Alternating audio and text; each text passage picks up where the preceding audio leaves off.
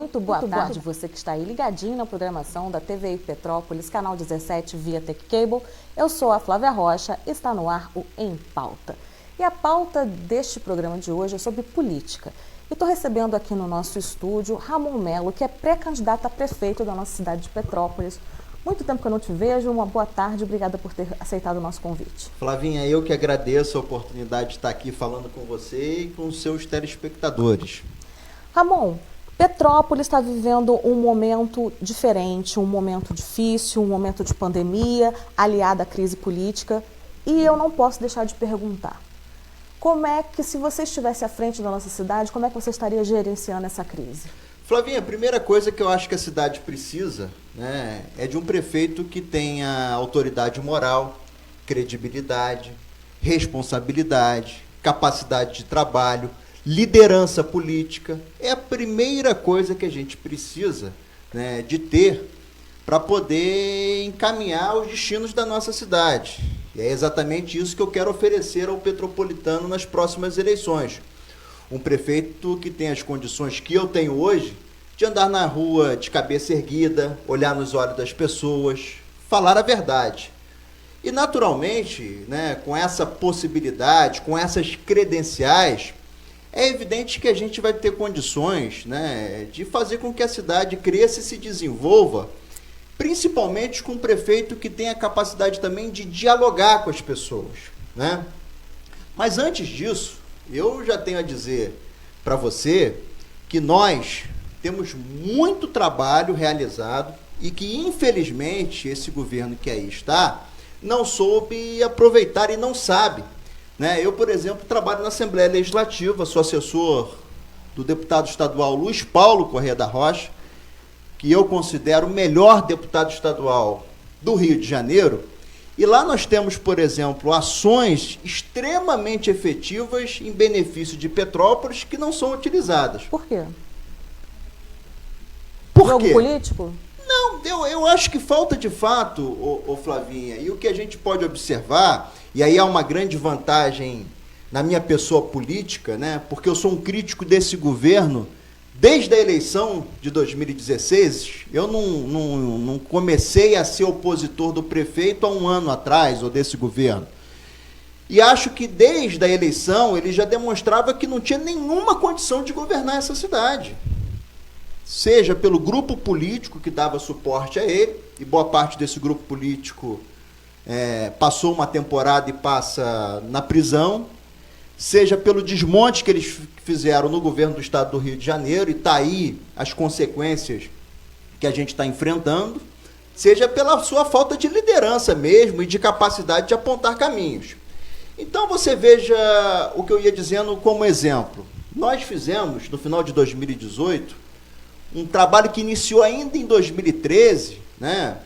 Uma emenda na lei complementar que trata na organização da região metropolitana do estado, o inserimento de Petrópolis nesse campo, que é exatamente o grande campo de desenvolvimento do estado. Os grandes projetos de desenvolvimento, Flavinha, passam pela região metropolitana do Rio de Janeiro. Tá lá. O dinheiro está lá, vamos falar os o português, projetos, claro, pessoal, as gerações de oportunidades, o plano rodoviário, metroviário, ferroviário, né? A questão habitacional. Então, nós fizemos isso em 2018, esse governo não consegue e não conseguiu aproveitar, né? Tem outra questão extremamente importante, que nós aprovamos agora na Assembleia Legislativa, uma ação do deputado Luiz Paulo, né, do mandato, que eu tenho muito orgulho em servir o Estado através do mandato, que é exatamente uma lei que autoriza o governo do Estado, né, junto ao BNDES, e aí é uma das questões fundamentais para a gente poder acelerar novamente a economia, não só de Petrópolis, mas de todo o Brasil, né, que é a possibilidade de linhas de crédito para quem está na ponta, para o autônomo, para o microempreendedor, para o microempresário, para o pequeno empresário. Esse dinheiro tem que vir através de linha de crédito com juros zero, com financiamento direto do BNDES, e nós fizemos uma lei que autoriza o governo do estado do Rio de Janeiro a realizar uma ação efetiva como essa. É o caso, por exemplo, do vendedor de cuscuz na nossa cidade, que ontem foi extremamente ofendido, né, por uma fiscalização truculenta da prefeitura, mas que dá a possibilidade dele, e aí desde que tem uma máquina administrativa desburocratizada também, desregulamentada, no sentido de facilitar a vida do empreendedor, né, que quer ter o seu negócio, ter também o capital para ele comprar uma carrocinha um pouquinho melhor, para poder fazer um investimento no seu negócio. Comprar insumos, material. Exatamente isso. Não repreender, não fazer o que a prefeitura fez, por exemplo, nesse caso que está aí nas redes sociais e a gente está verificando agora. Então eu acho, Flavinha, que a gente vai ter que começar, primeiro, com um prefeito com esse perfil e, segundo, dialogando na ponta, com essas pessoas que mais precisam, que têm mais necessidade.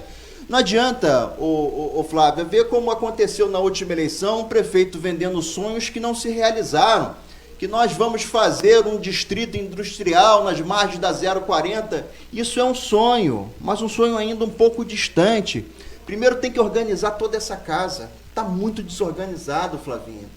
Não tem nenhuma estruturação do ponto de vista administrativo, as coisas ainda são muito burocráticas nessa cidade, não tem informatização, né? A gente precisa, evidentemente, pensar que nem já existe lá no Distrito da Posse, foi uma luta de muitas mãos, né? Aquela possibilidade que nós temos lá da redução do ICMS de 19% para 2%, mas aí colocar também do outro lado do balcão, né? Como é que o empresário investe numa região que não tem acessibilidade? Flavinha, eu conheço muito a Posse. Não tem telefonia de qualidade, não tem mão de obra qualificada. É verdade, eu tenho uma amiga que mora lá e ela reclama muito da telefonia.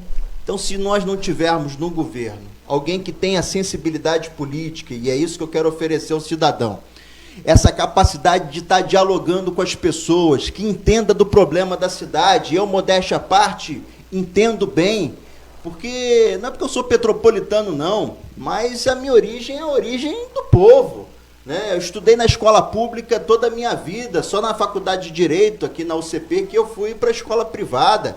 Sou usuário do sistema público de saúde, desde que me entendo por gente, conheço das dificuldades que nós temos na saúde dessa cidade e, infelizmente, do desmonte que fizeram no Hospital Alcides Carneiro, que o outro governo ainda deixou bastante equipado, qualificado, e hoje é uma tragédia o nosso Alcides Carneiro, né? O que eu chamo do segundo tempo, por exemplo, na saúde, o segundo momento, portas de entrada nós temos, louvo a iniciativa da UPA de Itaipava, Flavinha. Agora, o cidadão que precisa, e aí a gente via esse cenário bem antes da pandemia, que precisa de uma internação, que precisa de um exame, não consegue, só através de ordem judicial. E aí a pessoa está lá infartada, teve lá um acidente vascular e precisa esperar uma determinação judicial para que a prefeitura possa atender essa internação. Isso tem que acabar, Flavinha. Isso é uma questão fundamental de uma gestão que seja eficiente e que entenda de gente, que entenda das pessoas. Nós falávamos isso aqui ainda no intervalo, que goste. Nós temos problemas seríssimos nessa cidade, Flavinha, não sou eu que estou dizendo, o IBGE aponta. Nós temos 10 mil famílias morando na extrema pobreza aqui em Petrópolis. É muita gente. A gente precisa de uma mão estendida para esse povo, para as nossas comunidades, né? Para que a gente possa, de alguma maneira, dar dignidade para as pessoas. Deixa eu te falar uma coisa em relação à Rua Tereza. A Rua Tereza hoje está vivendo um momento crítico, um momento tenso, não só a Rua Tereza, como o comércio da nossa cidade como um todo. Só que a gente não pode deixar de falar que essa questão da Rua Tereza, ela não vem de agora. A pandemia potencializou, sim, a situação caótica que a Rua Tereza se encontra, muita gente quebrada, muitas lojas fechadas, muitas famílias perderam seus empregos, muitas famílias não vão ter o que comer, não vão ter o que colocar à mesa. Já imaginou o que é isso?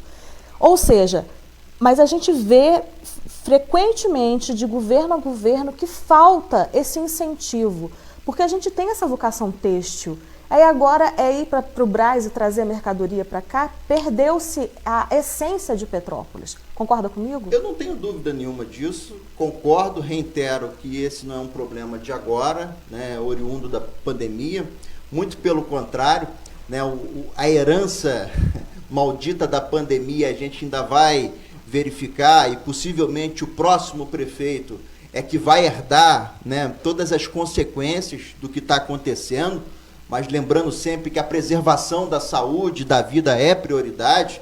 Agora, do ponto de vista econômico, ô Flavinha, a gente tem que pensar nessa cidade de uma forma que eu diria maior, mais macro, né? A questão desse polo, do ponto de vista de confecções e tal, isso tem que ter, de fato, um incentivo. Coloca só o microfone bem pertinho claro, da sua boca. É porque a gente está acostumado com o microfone de lapela. E aí o microfone na mão, e o político tem costume de ficar gesticulando. Fala com né? a mão.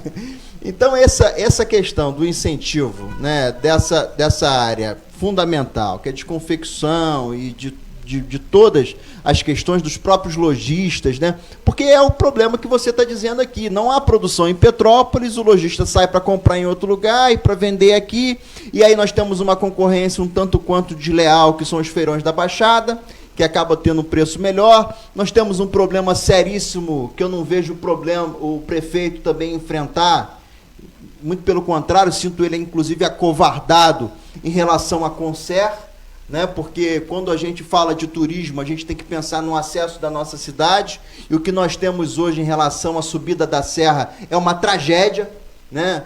E vai ser discutido agora, em 2021, a nova concessão já, e não vejo nenhum movimento desse prefeito em estar participando, e aí você observe que está relacionado à região metropolitana, que é exatamente esse corredor de desenvolvimento.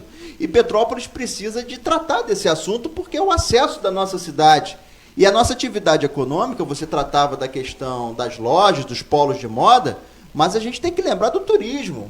E se a gente não tiver, como não temos esse acesso, que é sempre um problema, né, relacionado à chegada dos turistas aqui, seja pelo acidente, por uma carreta, seja por uma questão natural, de uma barreira, de uma árvore que caia, a gente não vai conseguir nunca sair desse marasmo que é exatamente esse obstáculo, que é a nova subida da serra. E aí, Flavinha, eu repito, o prefeito tem que ser quase que um embaixador da cidade, defendendo os interesses dos petropolitanos, né? E é por isso que eu digo e repito, né, essa questão, então, ideológica, que não nos leva a lugar nenhum. O próximo prefeito vai ter que ter a coragem, né, de defender a nossa cidade.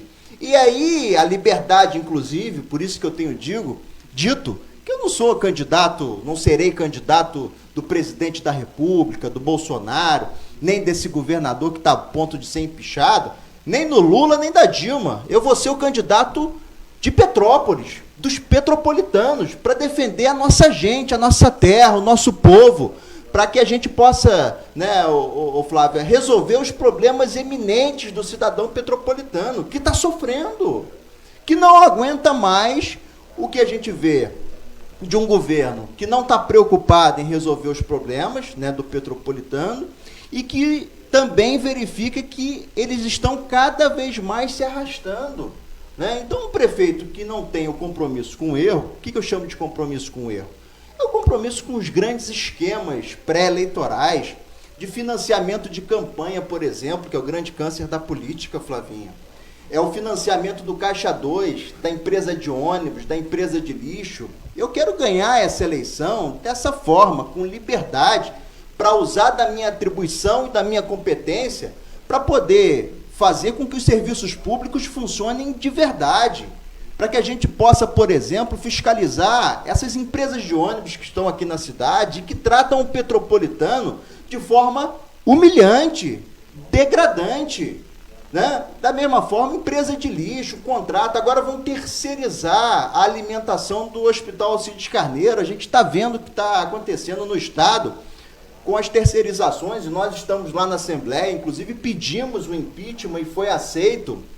Inclusive fui eu que fiz a peça do impeachment que o deputado Luiz Paulo apresentou, e que estamos trabalhando muito para empichar esse governador, porque o que ele está cometendo é um crime contra a sociedade fluminense do ponto de vista da corrupção em plena pandemia. O que eu acho engraçado é que ele, como jurista, com a verdade, ou seja, ele é doutor da lei, ele sabe, ele tem noção do que está fazendo. Ô Flávio, essa é a demonstração de que não adianta ter um título ou uma patente para governar. É preciso muito mais do que isso. Para você ser um prefeito, para você ser um governador, você tem que ter caráter, você tem que ter honestidade, decência e tem que ter essa sensibilidade. O que esse governador do estado do Rio de Janeiro fez e os indícios que estão sendo apresentados, né, pela própria Justiça e pelo Ministério Público, não é perseguição política. Não. Já houve uma operação do Superior Tribunal de Justiça, que foi na casa dele. O modus operandi, a própria esposa defendendo interesses de empresas que servem ao governo. E ela recebendo. Era o que a Adriana Anselmo, esposa do ex-governador Sérgio Cabral, que está preso ainda, fazia, Flávia. 800 milhões de reais que foram gastos para construir 7 hospitais de campanha. E sabe quantos foram construídos? 1. E muito mal. Respiradores, Flávia, superfaturados. Isso é um crime, Flávia, não é de responsabilidade apenas, como nós apontamos na peça do impeachment, não. Isso é um crime que tem que mofar na cadeia esse governador. A gente não pode aceitar isso, Flávia.